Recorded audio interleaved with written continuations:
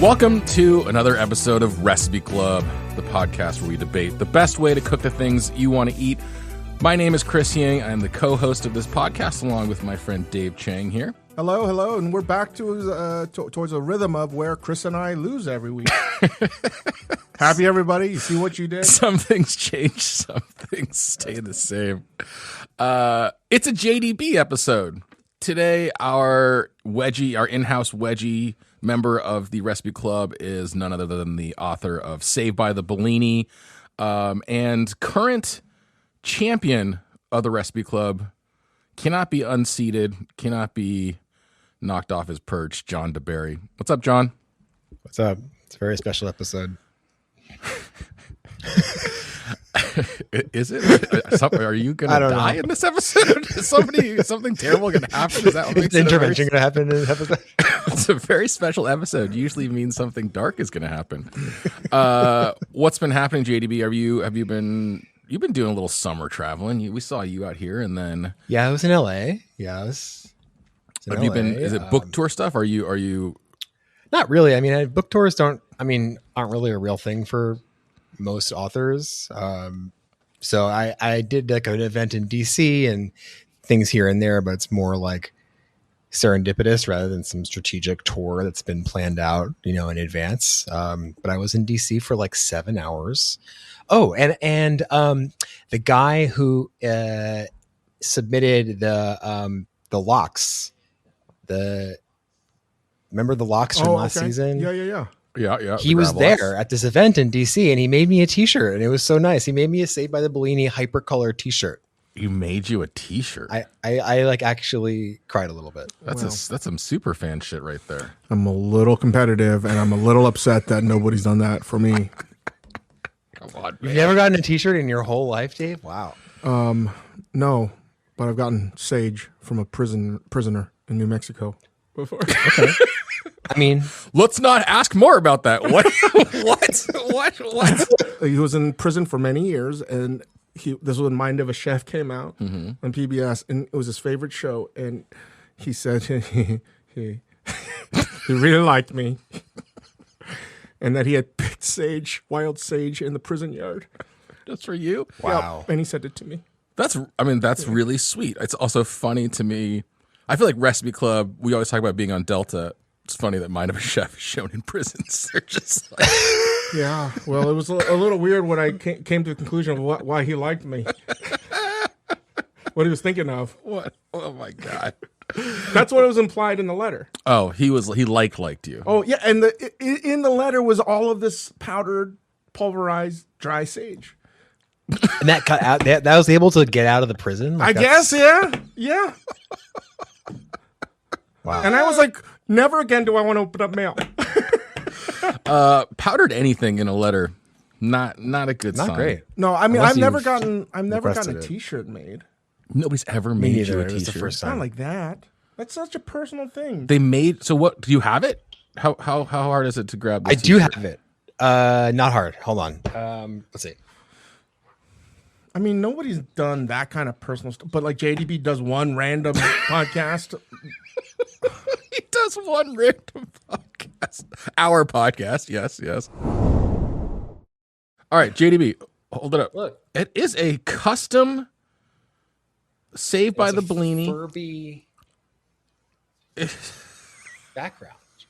I mean, And it's really flattering. JDB. And it changes color.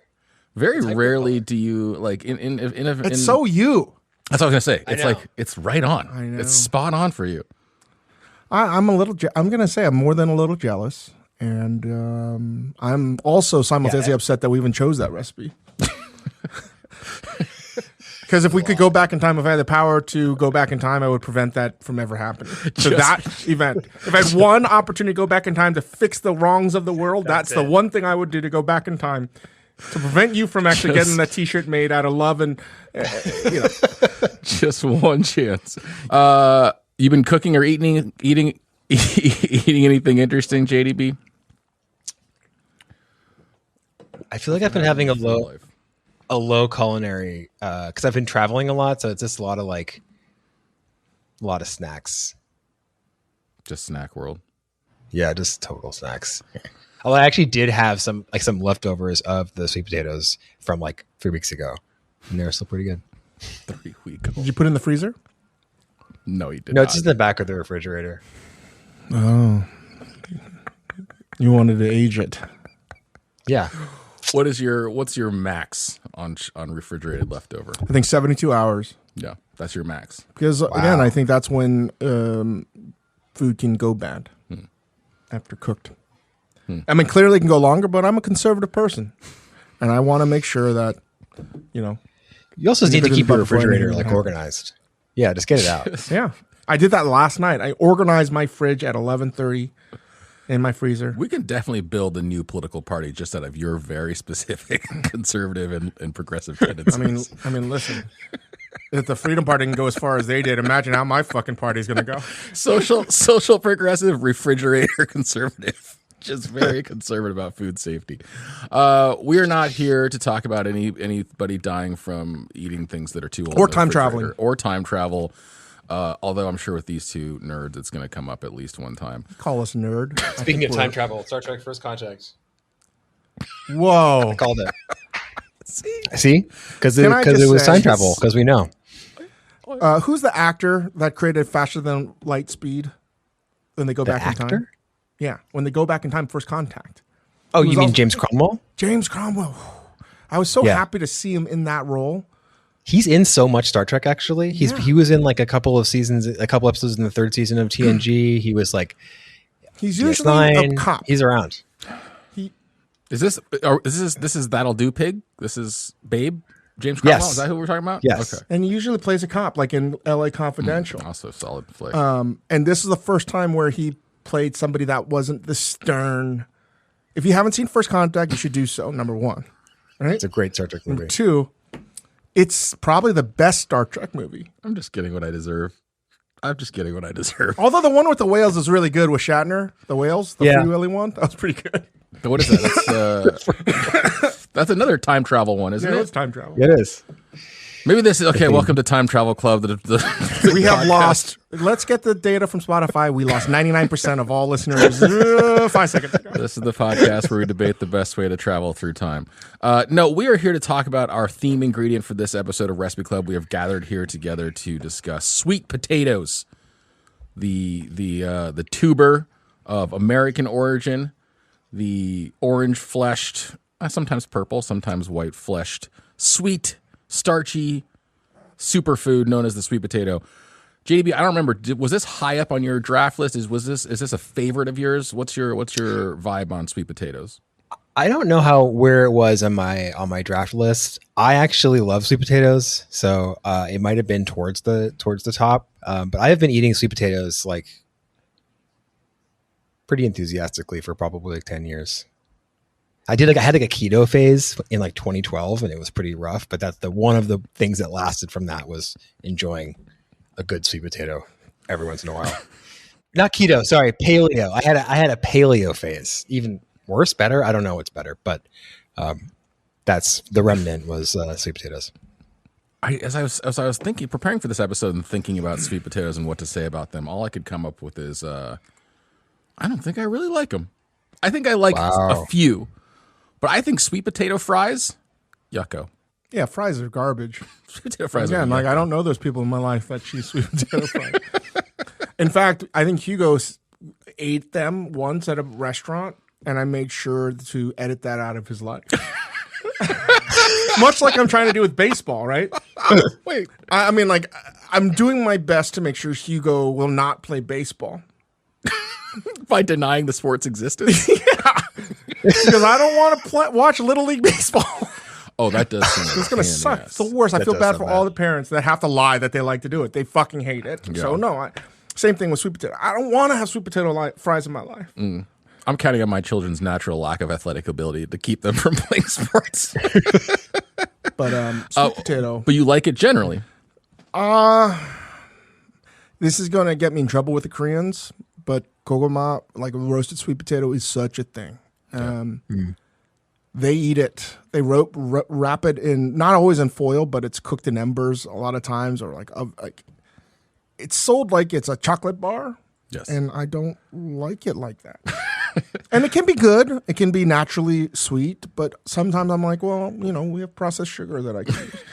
It is not. I when it is tried to pass off either that's where I don't like sweet potato. I don't trust it because it's got a foot in both worlds. It's served to me both as a savory thing and as a sweet thing, and I'm like, you are neither. You are just in this in between purgatory of semi-sweet, semi-savory. So I don't. That's why I don't dig with the sweet potato fries. I do like that. I will say one of the few things I like is a whole sweet potato. I do like the like yaki imo or whatever. Yeah, but the Japanese or the Korean goguma, like I don't remember the name in Japanese, but like when I just came back from Taiwan, it was a bummer for me because I always check out convenience stores and Taipei has so many 7-Elevens. I was really bummed that they have a roasted sweet potato section. I was like, that's such wasted real estate. It could have been anything. It is true. Like I feel a little bit with the roasted sweet potato, like it's figs on a plate. I'm like, do fucking something, okay? I like it in like a camping context. If you throw them in there and you eat them, they're a good little treat. But I agree when my mom would be like, "Here's some roasted sweet potato," and I'd be like, "I don't want that." She's like, "You can dip it in sugar," and I was like, "Or I could just eat some candy." Yeah, just eat a dip it in sugar bar. That's not a thing. I mean, that's how my grandmother ate her potatoes, sugar and butter. Sugar and butter, right? Like regular potatoes and sugar were like a sign of extraordinary privilege and wealth post-war. Yeah, but she would eat sweet potatoes, or she would eat regular potatoes with sugar and butter. Idaho potatoes, roast them.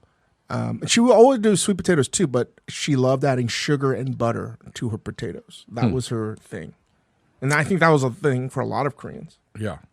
That's super interesting. I mean, those you're sweet taking potatoes. this like the basis staple food and making it into a treat. Or they're maybe Koreans don't realize that it's going to turn into sugar in your belly anyway. It's just pre-sugar. Pre-sugar. There are 692 million results if you Google sweet potato recipes, and basically all of them are for baked or roasted sweet potatoes. I think that is more or less true. This is the sort of number one way in which it is eaten. But JDB, it sounds like you are, of the three of us, the biggest sweet potato fan. So how do they factor into your lives over the past 10 years? Please don't tell me you just bite them raw. No.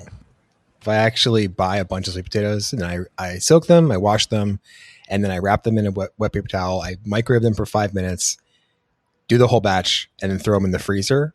And then when I want like lunch or something, I'll just pull one out and just like microwave it. And then there you go. Usually in the winter, it's like more of a winter thing for me, but that's like a very standard lunch. Sweet potatoes are a staple food through a lot of the Americas. They have spread, I think from Peru is where the first sweet potato was cultivated or documented.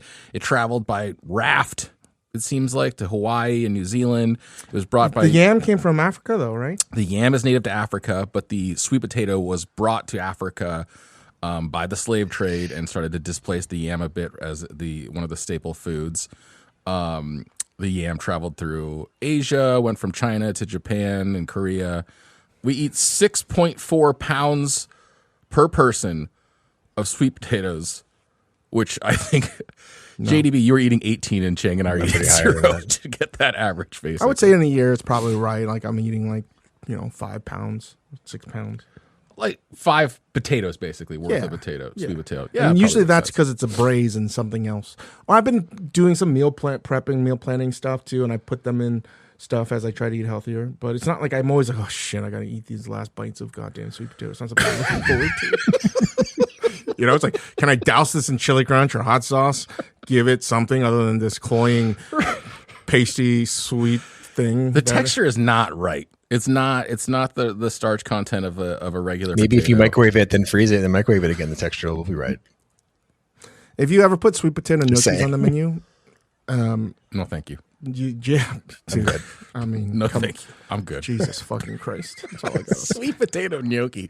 That is some crazy shit, man. Doesn't work on any level. It completely defies the idea of making gnocchi.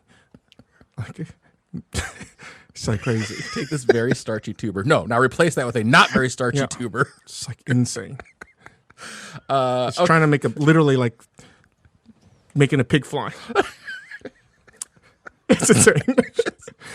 You put the wrong input into the gnocchi. Okay, so there's no. Okay, I don't want to mischaracterize this. Nobody hates sweet potatoes. We didn't use any of those recipes that you can find online for roasted, baked sweet potatoes in whatever sauces. What are the top 3 results? Baked sweet potato, roasted sweet potato, and Mediterranean baked sweet potato. Oh man, this sounds insane. Made with almond milk, cherry tomatoes, hummus, and chili garlic sauce. Bro, that's some dark web shit. My soul vomited. That sounds gnarly. Instead, we turn to you, our loving, faithful listeners, to submit your recipes for sweet potatoes.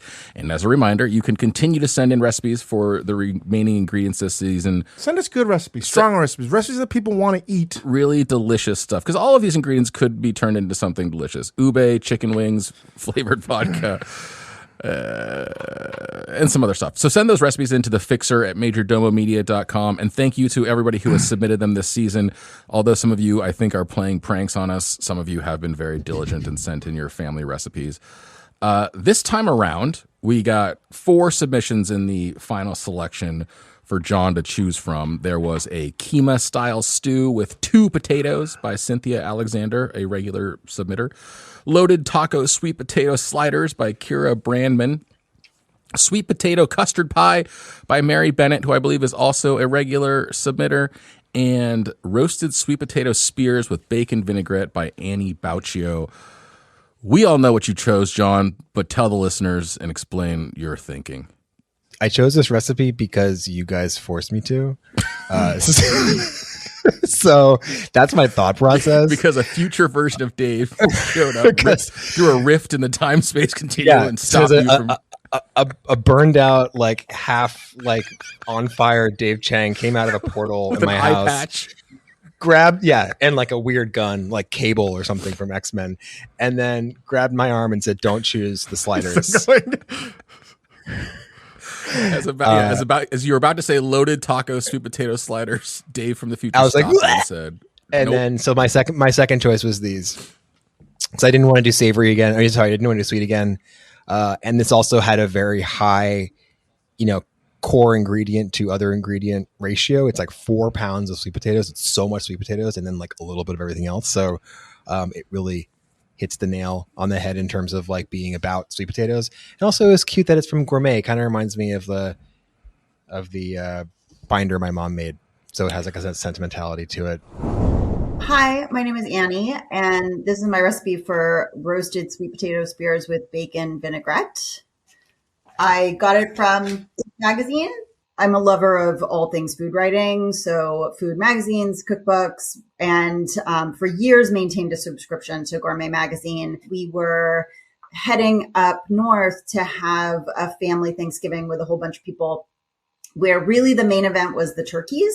My uncle was on a quest to figure out what kind of turkey was the best, an heirloom, a kosher, free range, what bird was the best kind of bird.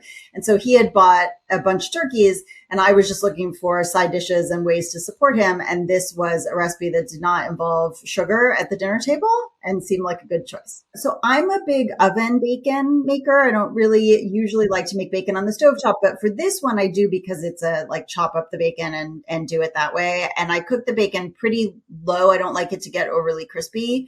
I like to strain the oil after it comes out of the pan. So I'll leave it on the side. I strain it through just like a little mesh sieve and get all of those little bits out, strain the fat and leave it in a Pyrex for, 15 minutes or however long, so it's not super burning hot, and then use that to pour over the bacon spears and put them in the oven. It's a good make ahead. You can do it in advance, roast the sweet potatoes ahead and leave them on the side because it has a hot dressing that you pour over the top, and that brings you back to room temp and you're good to go. It's a family adaptation, in quotations, from a gourmet recipe. It calls for those 4 pounds of sweet potatoes to be peeled and then sliced into, what do you call these JoJo's? These spears? Or what do you call these? I never made it. That's right. You made a crazy version. You peel them, you cut them into spears, you render the bacon in a heavy skillet, then you drench the potatoes in that rendered bacon fat, you season with salt and pepper, and then you roast them in a hot oven until they're, crispy and cooked through.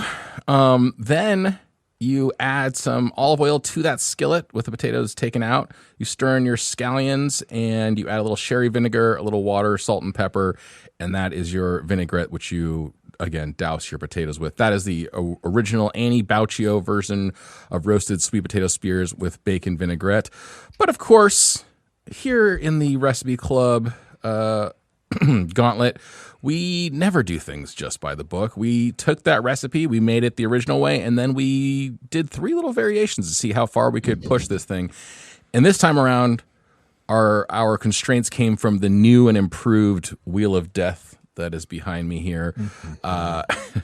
So you'll see all of these in video form very soon. But Dave drew one of our new restrictions. He drew fusion. And I think under John deBary's instruction was told that he had to make his version of roasted sweet potato spears with bacon vinaigrette, except do it in the style of the Scandinavians. Some cloudberries and whatnot. I hit the new vegetarian slot on the wheel, meaning I could not use, things that aren't that were alive. And JDB landed on yet another new wheel constraint. He hit microwave only. So those were the 3 ways we approached this recipe, 3 useful ways to adapt this thing. I tend to like to go with the most straightforward preparation first and work our way toward Dave's fusion Scandinavian creation. So JDB, your honors, buddy. I mean, for me, like the microwave didn't really make it that hard. There's plenty of people who make bacon in the microwave. I don't do that, but it definitely works. I was concerned about the crispy. I mean, not that sweet potatoes get super crispy in the oven. They're sort of. So what I thought I could do is maybe dry out the sweet potatoes and see if that would made them it gave them a little bit of like a skin. And so I actually just cut half of them into spears and then let them sit out for a few hours, seeing if that would do anything. It really didn't.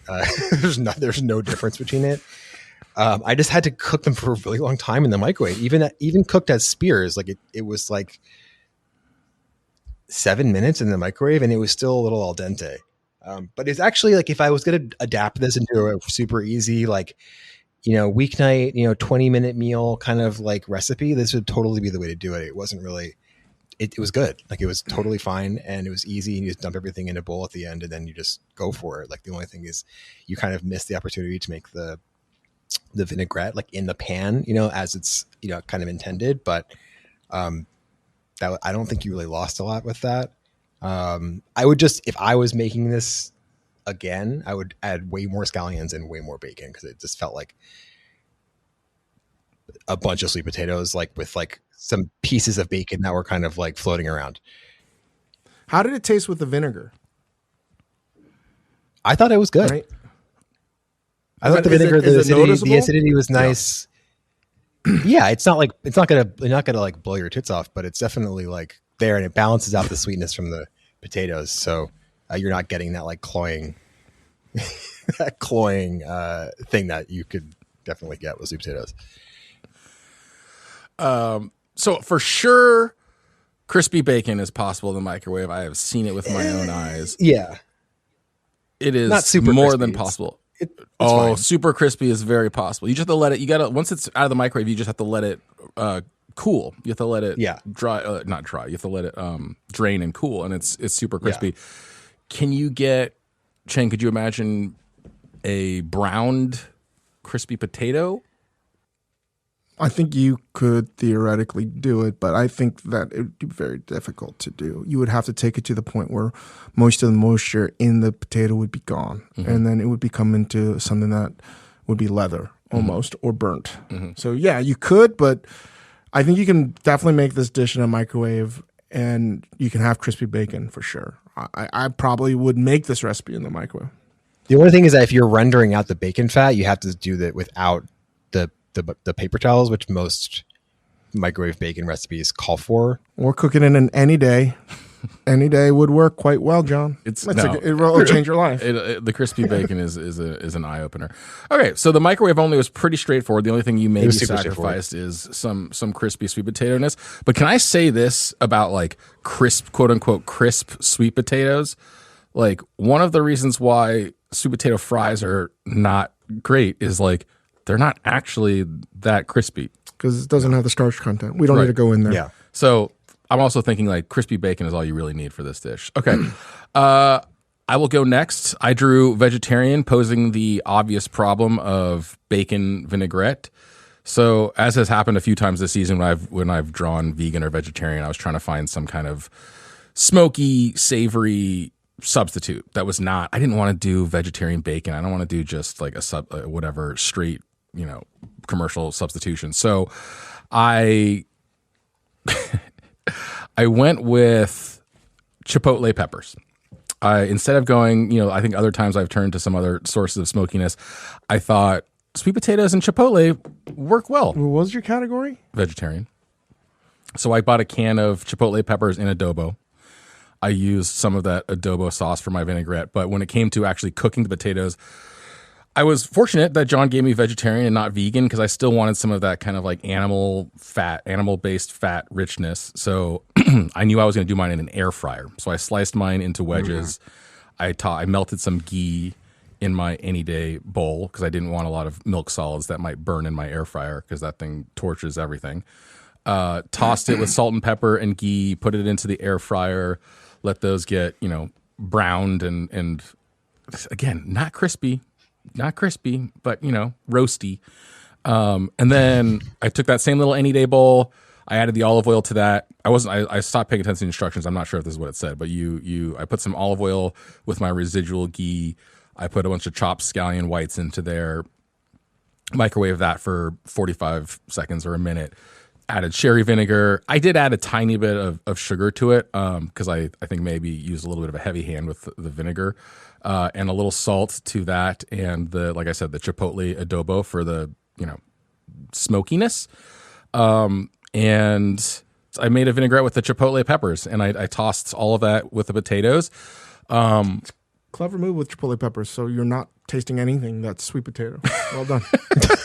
Here's what I will say. I think the point of the bacon is also similarly that you don't have to taste the sweet potato. Yeah. I will say in the original recipe, one thing that was confusing to me is like you use all the rendered bacon fat to cook the sweet potatoes and then use olive oil for the vinaigrette. Whereas I feel like you want at least some of just like pure bacon fat for your vinaigrette too. But anyway, it was not bacony, obviously, but it was super, super satisfying. It was very rich. It didn't taste vegan to me. It wasn't vegan. It was vegetarian. And then just for like the sort of crispiness, I just to see what would happen, I crunched up some tortilla chips and sprinkled those on top. And they were getting saturated with like smoked the joint, and you're like, I'm fucking hungry. I want tortilla chips, and that's right there. I actually stole the inspiration from we had our friend Malcolm Livingston come in the studio, and he was showing some popsicles to me, and he was trying to create like a nut-free, good filibuster. You were high, dairy-free, and you wanted sweet and savory. And he made these like chocolate ice cream pops with like tortillas as the crunchy bits, and I was like, that's what you're no Malcolm Livingston, bro. I said I stole it from Malcolm. I'm a Malcolm Livingston impersonator. So my vegetarian sweet potato bacon vinaigrette, I really enjoyed it. I genuinely I kept on eating it. It was really, really tasty. Good. And I was happy with that sort of smoky substitution. So, Mr. Chang? I got fusion with Scandinavian. And I tried to have a poker face, but I was really excited to have that because I know a lot about this recipe, and this marries quite well with Scandinavian culture. Not exact, because sweet potato is not necessarily a thing. So I feel like this is a good example of how I think about things culinary-wise, and sewing together certain food cultures or merging it together and trying to make it as seamless as possible. Is it perfect? No, but I did this in one shot. And I'm going to show you the photo of it. There it is. Look at that, wow. JB. You You're did a welcome, fusion Lux. Well, no, I didn't go fusion. I wanted to make it right. So the recipe included, the original recipe was sweet potato spears, pork, bacon, a little vinegar, salt, pepper. That's pretty much it. Scallions. Yeah. The national dish, and I know it's the national dish. I spent a tremendous amount of time in Copenhagen. Is I can't pronounce it perfectly or even remotely close. Like a stekt flæsk, which is fried pork, mostly pork belly, with boiled potatoes that have been rolled in some butter, sometimes with parsley, sometimes not, and like bechamel sauce, so a milk cream emulsion. Danish people eat more pork, I think more than Koreans, and we got to step it up, Korea. Come on, man. Come on. It's surprising how much pork the Danes eat. So when you told me Scandinavia, I don't know too much about pork consumption in other Scandinavian countries, but I do know that in Denmark, and I do know that they raise a lot of pigs, and I do know pork is a big thing. And I do know this dish because I've had it before. So I was like, okay, I'm going to merge this two, but what I want to do, since it's fusion, is I'm literally going to take both recipes and merge it into one. One recipe, I'm not going to skimp on any ingredients, and I'm going to try to make it one. And sometimes with the stekt flæsk, you might have some kind of pickle preserve. So the only really addition I did to the stekt flæsk, and again, I have no idea how to pronounce it, even though I've heard it, because I don't understand anything. When someone speaks in Danish or Swedish or Norwegian, no fucking idea what they're talking about. There's no way I can recreate any of those sounds. You said it Tell me three I'm different wrong? ways, 3 different times. It's amazing. Yeah, stekt flæsk. I think that, in your defense, I think even among... That's a good pronunciation. Stekt flæsk, even within the Scandinavian countries, I think like Swedish people and like Norwegian people like make fun of Danish like language as a language and how ridiculous Like it's it is so now. goofy. Yeah, even among the Scandinavians. So anyway, yes, you're excused. So, I really thought long and hard, and I wanted to come hard. I want to come strong on this because, you know, I can't let John deBary run away with this season. it's true. That's why they sent me back in time, like John Connor, to prevent John deBary, Skynet, from developing and ruining humanity's future. So I was tasked with this impossible challenge. I was like, shit, I gotta do this right. So I came correct. All right. So to merge these two, I couldn't do what so I decided I wanted to make a pave. A pave is basically sheets of vegetables that are pressed together and cooked in some kind of confit, some kind of fat, and then sliced and then grilled or crisped on the side. So I did it with sliced sweet potatoes. So to that and how I sliced it, it mimicked the wedges if I just did a cross section of a wedge. And then I also took one potato and I sliced that as well. So I did 2 layers. I almost made a terrine of sweet potato, then one thin layer of potato, Idaho potato, and then I cooked it in a like a terrine mold in a water bath and in clarified butter with a little bit of thyme. And I pressed that, and then the next day, you know, you still have to slice it proper. Like, you got to be careful. You got to slice it cold. And I knew I'd want to crisp it up, and that was going to be my base. Then was like, how do I integrate parsley when they're scallion as well? So I was like, okay. And it's also curly parsley is the parsley. So I was like, I want this to be aesthetically modern and also plating it in like I want to plate this how I feel like Scandinavian food, quote unquote, New Nordic food became popular for like circa 2009, 2010. To me, that was the peak, pre-peak, right, of Nordic cuisine. Before people knew, they were seeing photos, and a lot of the plating looked similar to things that were happening. I think this plate looks a lot like this restaurant, Le Calandre in Italy. It was a 3 Michelin star restaurant. And you could see influences popping up in Noma and other restaurants. So that's where I want to just tell you the story. Like, I wanted to say, like, this ascendant cuisine of plating.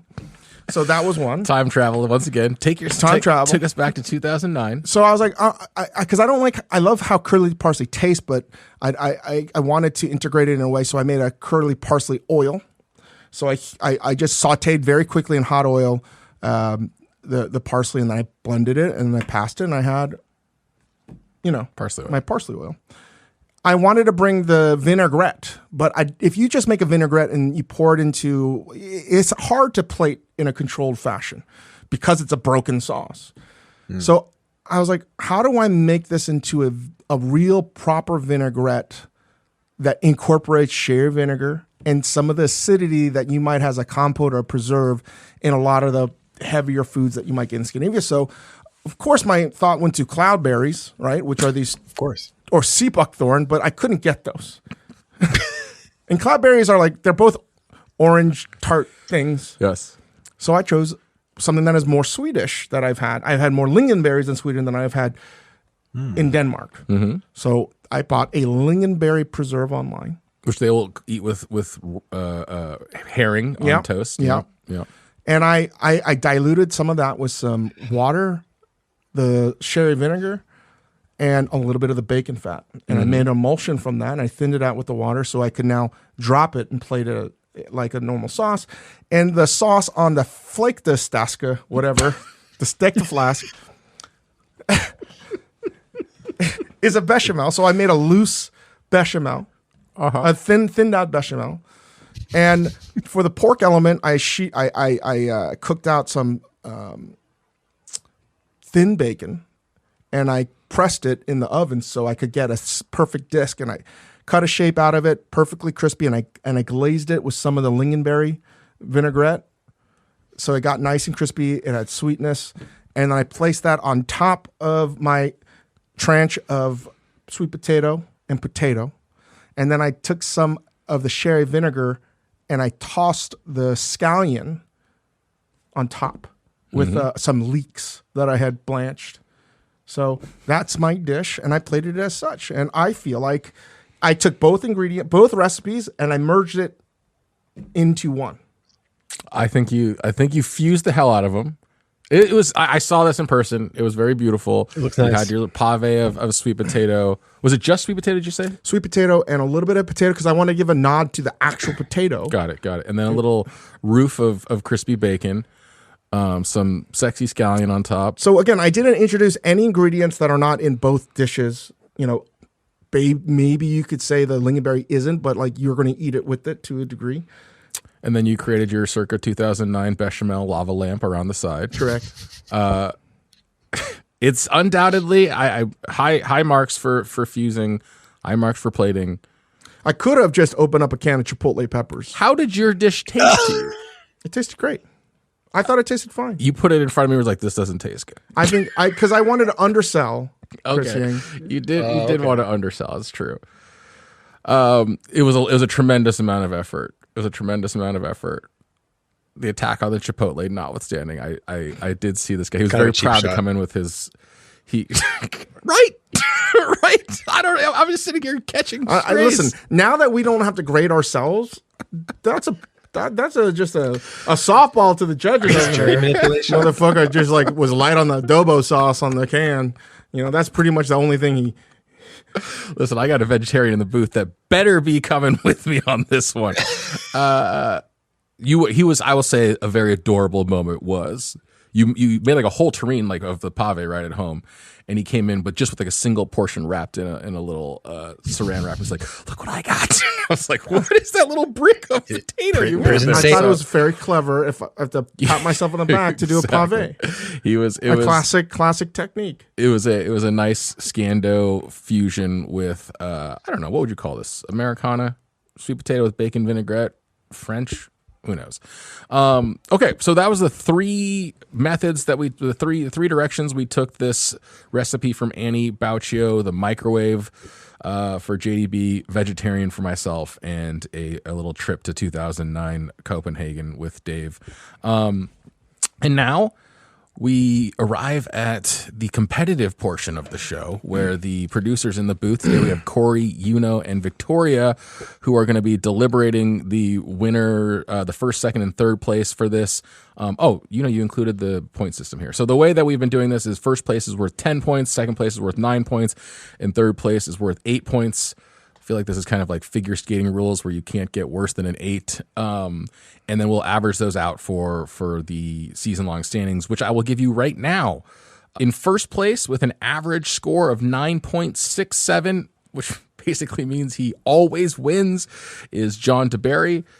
In second place with 9.17, again, averaging above second place, is Dave Chang. A 3-way tie for third between Priya, Brian, and Rachel at 9 points. Is that right? And pulling up the caboose is yours truly with a score of that was so offensive. 8.69. That's me. All is right in the world. 8.69. Last place, nice. Chris.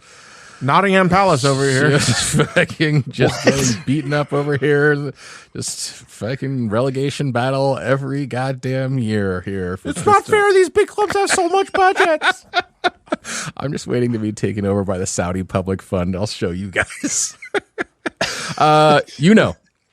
You got some scores for me?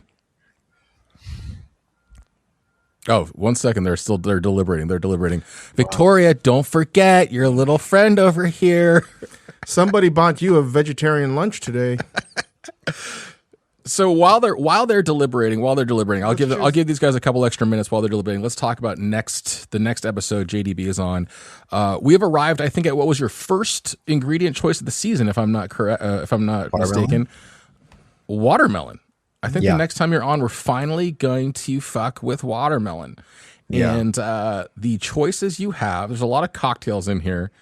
Dave, you better listen closely to this because I think we need to influence this decision a little bit. Jazz I did that last time. Okay. Jazz Sykes sent in a lazy watermelon margarita. Mitch Hawkins sent in a planet melon, something like an Aussie cocktail. So they say not so much an Aussie cocktail as one an Aussie enjoys while holidaying in Bali. Mohabbat Ka Sharbat from Abhishek Gupta is a recipe for a widely consumed recipe during Ramadan in India. It translates roughly as sherbet of love, and is marketed as such all across the night markets in India. David Specka sent us in watermelon pickles, and Eric Zimmerman sent in something that his wife craved while pregnant with their son Lauren, a watermelon BLT, which is actually a BLW, bacon, lettuce, and watermelon sandwich. So those are the T is silent. The T is silent in watermelon, actually, Chris. Oh, excuse me. It's a twat. John, you're just going to get us both canceled. Those are the 5 choices JDB has to choose from. Oh, that got me so good. Let's look at in order of revelations. Before JDB picks his next ingredient, are the judges decided? Has the jury reached a verdict? We have, Your Honor. So this is a unanimous decision. Okay, so in third place today is JDB. Wow, I knew it. Sorry. It's all right. And second place is Chris. So Dave, you win this episode. Thank you, I don't judges. think it was particularly close, but yeah. Thank you. Means a lot to me. Of all the things I've been honored, this might be right up there. Unbelievable. Thank you for rewarding me for hard work. Innovation. How much hard work I put into this season. All he did was too much double sauce. Do you remember that first episode when JDB just put in an extra thing of weenies into a pot? Hard work is always rewarded on this goddamn. That was a transformative step, Chris, and you know it. Dude, I'm gonna form. You know what? It's not even Premier League soccer. I'm forming a fucking live golf over here. I'm out of here. I'm fucking out of here. So that I think. Let's see. Will you update those standings as we determine the next recipe? So JDB, you heard your watermelon choices for the next time you're on the show. Which one are you gonna choose, or which one are you leaning toward? I think I want to do the Sharbat. It's something I've never done before. Indian sherbet of love. Is it so it's ice cream? It is it's like a milky drink. It's chilled milk, granulated white sugar, rose syrup, fresh watermelon juice, finely cubed watermelon, chilled water, 20 to 25 ice cubes. That sounds awesome. And 10 to 15 fresh rose sounds great. petals Yes. for garnishing. That sounds great. Okay, so we will. I'm very happy to take that on too. So that will be the next time we are here on the show. Cooking with John. We'll be making the mohabat kasharbat. I'm sorry for butchering I'm that. spinning for you. So Dave is going to spin the wheel This of me? death for John deBary, which is landing Almost God mode. on budget / Lux. You So can choose. no, you choose as the episode I winner. won. Oh, that's right. Oh, episode winner. John deBary, I'm gotta going to be give you Lux, bro. Lux. Yeah. I'm giving you Lux, and you have to hit a I've been mark waiting for Lux. of $200. Oh fuck me. And I want you to find a way to get a perfect watermelon. $200. Get a perfect watermelon. Well, like whatever it is, I'll we just need to get one of you a those perfect watermelon. watermelons from Japan that costs like $1,000. Yeah, that's what I mean. It's like in the Yeah. shape of a square. Yeah. Well, we need to get you one of those. Easy. Again, if it's over $500, including shipping, I don't think we can get there. So Get Let's not too a So let's just say that it's an semi-perfect. either or. If you can't get that at a reasonable price, then we're just gonna go bring you down to $75. Well, there's like there's, I think you can give him 100. So what's my $100, $100. What's my So floor? It if- has to be if- over if- 100. The whole Over 100, over 100, under under 250, 300, under 300. yeah, under 300, over 100, under 300. And you're not no. This is a Ramadan treat. So this is the thematic. This is you. All right, Dave is spinning for his restriction. Download! Under 20 minutes, just the Dave Chang special, just the everyday Dave Chang I mean, special. honestly, normal. There's still a chance for you to make some decisions with my spin here. All right, here we go. My spin. Big spin. Big time. Big time. Big time. Big time. Big time. Oh, double taxation. All right, pick 2 restrictions for me, Dave. Wow. Fusion. Oh my god. And handmade.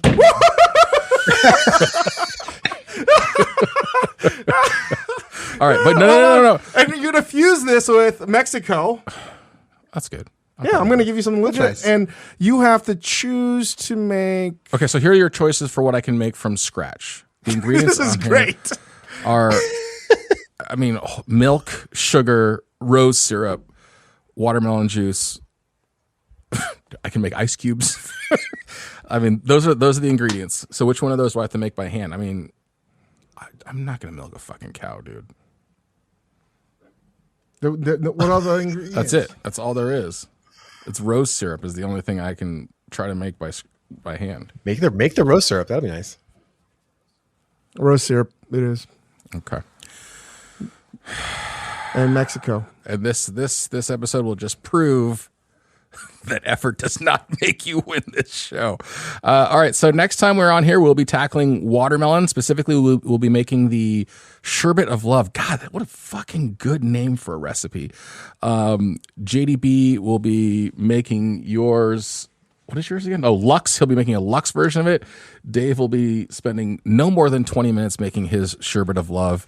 And I will be doing a double taxation fusion with Mexico with handmade rose syrup. That's easy. You just boil the shit out of roses with some simple syrup. Okay, so before we go, I'll do an update on the season standings after today's results. JDB holds on by the narrowest of margins to first place with a average score of 9.25. Mr. Chang, you are nipping at his heels with a 9.23. I'm still in the cellar behind Priya, Brian, and Rachel. I've crept up some who cares amount because Victoria betrayed me. And that's it. So next time we're on here, we'll be doing watermelon. Again, send in your recipes for the remaining ingredients to the fixer at majordomomedia.com. Make sure you give us 5 stars. Follow the Recipe Club account on Instagram where you can see all of these dishes. And I promise you videos of all of this cooking and all of the effort we've been putting in will be hitting your feeds in some form or fashion very soon. Thank you, John deBary. Thank you. Still champion Still of Recipe holding Club on. for now. Until you change the rules again. Chang, any last? And I will say thank you again to Annie Bauccio for sending in the recipe this week. And thank you to our marvelous judges. You guys are great. We love you. Thank you for being so just and wise. The dude bought all of our judges lunch before they started. Just FYI, just for everybody's information here, he definitely bought them all lunch before we started recording. So, just something for you all to ponder at home. I mean, maybe that's what you think when you try to do something altruistic, that it's always self-motivated, but that's not everybody else, Chris. Okay. Thanks, John. Thank you.